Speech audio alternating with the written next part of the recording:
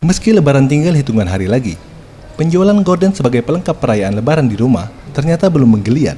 Jelang Lebaran tahun lalu, permintaan gorden di sejumlah toko gorden di Pasar 16 di Palembang meningkat hingga 100% atau mencapai 100 gorden per hari. Di tahun ini permintaan hanya sebesar 40% atau hanya 60 lembar gorden terjual dalam sehari.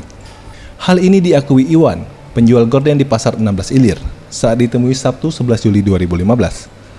Sejak 1 pekan terakhir, penjualan gorden hanya 60 lembar per hari. Jika dibandingkan tahun lalu, bisa mencapai 100 lembar gorden per hari. Ia menduga hal ini terjadi karena Ramadan dan Lebaran tahun ini bertepatan dengan ajaran baru dan harga kebutuhan pokok yang semakin meningkat.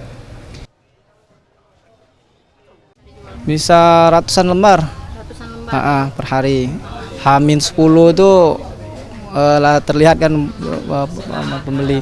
Tapi kalau sekarang ini agak beda-beda tipis lah, sekitar 70, 60 lembar sehari ya. Iwan menambahkan, gorden yang dijualnya mulai dari harga 60.000 hingga 150.000 per pintu. Dan gorden yang banyak diminati mendekati Lebaran adalah jenis motif dengan harga 120.000 per pintu. Izalisati, Reza Dinata, Sriwijaya TV.